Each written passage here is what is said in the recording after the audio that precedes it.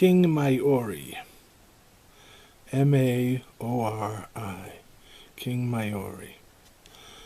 By Bob Shea. 3 women were standing around a golf cart talking.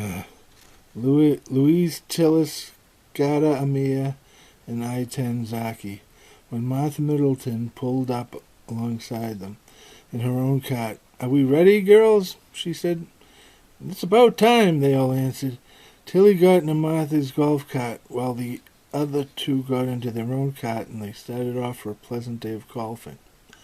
Louise Tillis, Tilly for short, and Martha Middleton weren't the golfers their 2 friends were, who had already moved on towards the next hole a little ahead of them. So Martha and Tilly got into their golf cart and started off towards their friends, but somehow they took a wrong turn and things began to look less and less familiar. "What a strange part of the golf course," said Tilly. "Yeah," said Martha, "a very strange place." Suddenly it appeared like they were back in the Middle Ages. They were driving by serfs working the fields. There was a damsel in distress who was being saved by a knight, and a dragon who was playing along with the knight with the ruse, pretending to let the knight slay him. They saw many strange and unfamiliar things along the side of the road as they searched for a sign or a familiar marking. "What's happened to the golf course?" asked Tilly. Martha didn't answer. She was awestruck. Ahead they saw a castle and thought that they might get some answers there, so they beelined it towards the castle gates. Martha beeped the golf cart's horn, and the drawbridge was lowered. Hesitantly, they drove in. Once inside, they were met by a man who identified himself as King Maori, and he was with the woman whom he said was Queen Lania Nia. With a thunderous voice, he says, "Who are you, and what brings you to these parts? What type of carriage is this? Are you gods, or have you come down from Mount Olympus on your chariot?" asked the queen. "To what do we owe the pleasure of your visit?" asked a man who appeared to be the king's advisor. "Of course we are not gods. We are 2 girls from the States, here on vacation, who were just out golfing with our friends. This vehicle is a golf cart that helps us get around the golf course." "Although you seem like wonderful people, we did not intentionally come here," said Martha. "We just took a wrong turn and got lost," said Tilly. "Can you direct us back to the 13th hole?" "The what?" asked King Maori. "The golf course," said Tilly. At this point, Tilly and Martha were starting to become frightened, and Tilly said, "Please help us. We're just trying to get back to the Brandeis golf course." "That name is unfamiliar to me. I know every inch of these lands, and I have never heard of a Brandeis golf course. What is a golf course, by the way?" "Golf course is a place where you play a game of golf, which is a game that consists of trying to hit a small ball into a hole in the ground." "Does anyone get killed or wounded?" asked the king. He didn't seem to understand the concept of a game of competition that did not include the risk of life and limb. "God, no, everyone has a fine time. Well, having a friendly competition." "Are you a god?" asked Tilly. The king responded, "Oh, no, my dear. I'm not a god. I'm a mere mortal, but I appreciate you thinking I'm a god. Now tell me, what is this thing you call golf cart?" "Golf cart is simple. A little electrical vehicle that people use to get around the golf course. And it's illegal to use out on the streets." "The streets? Oh my, I'm afraid we don't know what the streets are. Could you mean roads?" "Yes. Well, we are pleased to have you as honored guests and visitors. Stay, and I will order the cooks to prepare a feast in your honor." "No," said Martha, "we must be going. Our friends must be getting worried about us." "Of course," said the king. "Your friends must be worried about you. I will have a horseman accompany you to the edge of the forest. It was a pleasure speaking with you and seeing your magical cart." Off to the side of the road, off to the side of the king, his advisor whispered something into a young man's ear. The young man lifted a small bag out of the golf cart, unseen. The bag contained a cleaning kit and a repair kit and a wire brush. then circled around and handed it to the king's advisor.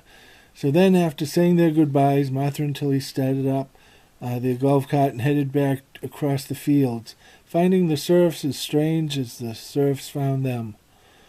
Until the king's horseman said his farewell. Then, as the fog moved in behind them, they came to a sign pointing the way towards the 13th hole.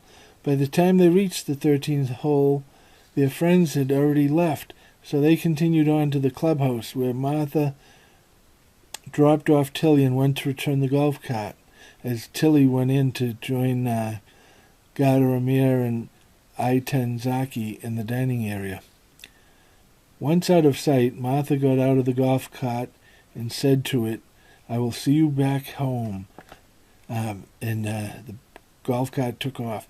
Now that that was done, Martha walked back to the clubhouse, where she joined the others in the dining area room where they were waiting for her. Believing that no one would believe them, Martha and Tilly had decided to keep the story of their great adventure to themselves, and just told their friends, "Oh, we got lost, sorry." That's all they said, without filling in any of the details and leaving their friends to wonder what really happened. Meanwhile, King Maori and his knights had followed the two strangers long after the king's horsemen had said farewell to them, but the girls' trail soon ended. They had simply vanished. The king stopped his pursuit and returned to the castle.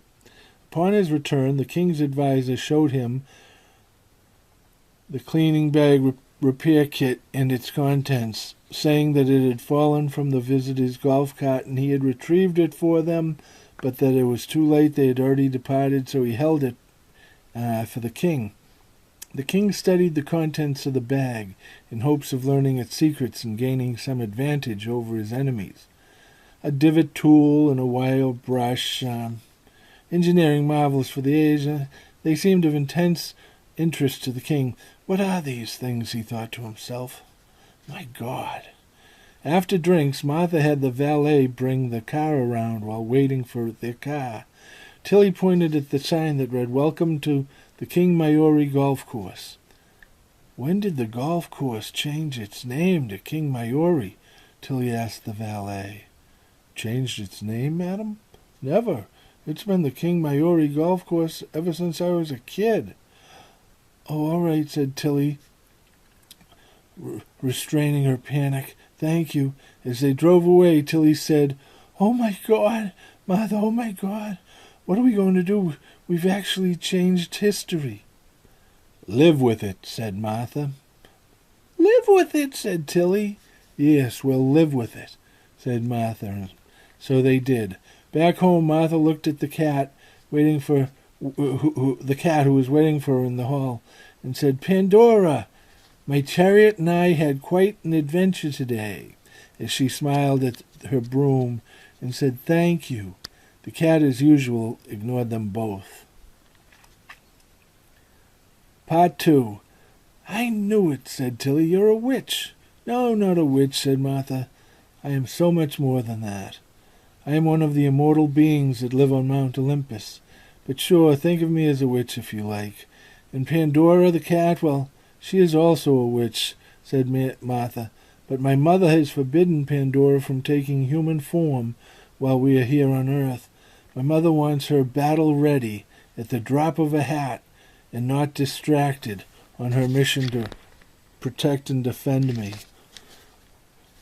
"On Earth?" said Tilly quizzically. "Yes, Martha, we live on Mount Olympus." "Okay, it's a place you can only get to through the fog.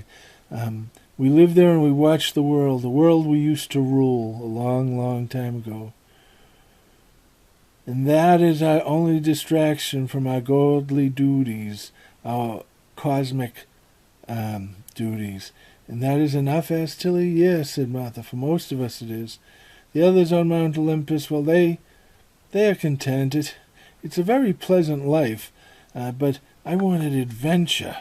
And so my mother has allowed me to come to Earth for 1 year to sow my wild oats and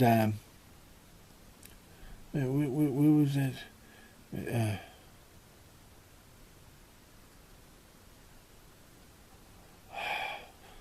And that is enough for most of us.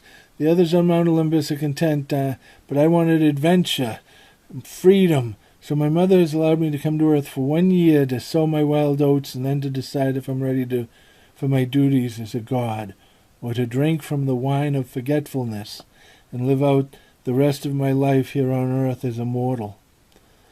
See, when we ruled your world, said Martha, we were very destructive and distracted rulers.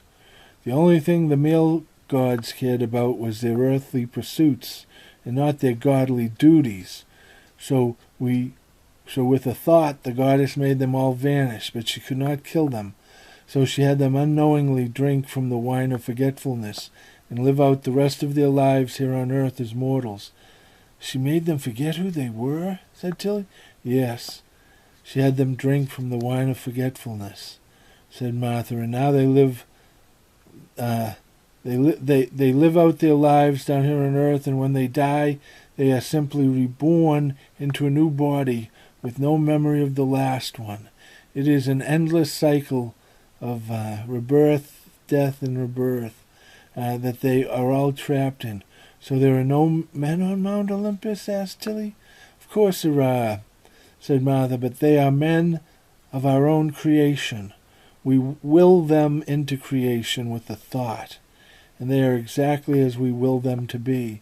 The gods we have banished, we miss them, we do, but not the destruction and mayhem that followed in their wake.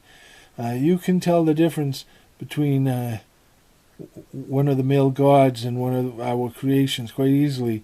They do not have individual names. That would be ridiculous. Their name is either worker or servant. That was one of the most difficult things for me to learn to do here. When I first got here, I was calling human males by their individual names instead of by their function. Oh, yeah, said Tilly, that must have been a stretch. Martha smiled at Tilly and said, You are clever and wise, and I will never look upon mortals quite the same way again because of you.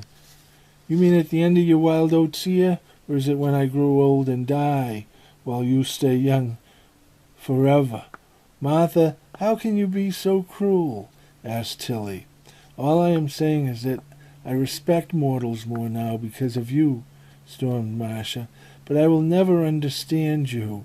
You don't understand anything, said Tilly. Well, I guess I don't then, said Martha, and stormed off. Standing there alone, Tilly said softly, I don't want you to leave. I don't want to grow old and die. I don't want you watching me grow old. Why can't you understand anything? Martha thought back to her life as a princess, and about all of the time she had spent overlooking the pool that allows the gods to look down upon the world and watch the lives of mortals unfold. But she had such a strong attraction to experience life among the mortals. The queen could see it. She knew her daughter's heart was set on experiencing life among the mortals. So she granted her permission to spend 1 year on Earth to sow her wild oats, but then she must choose either life on Earth or immortality on Mount Olympus. 1 year. I will send the captain of my royal guard, Pandora, to watch over and protect you during your stay. She will be forbidden from taking on human form, and instead will live as a cat to guide, advise, and look after you. And I will also send your chariot with you so that you can return home at a moment's notice. And I have imbued it with the ability to transform into any inanimate object you wish. A broom when you want to fly, a car when you want to drive, a ship when you want to sail. That's as far as I've gotten so far. Thank you very much for listening.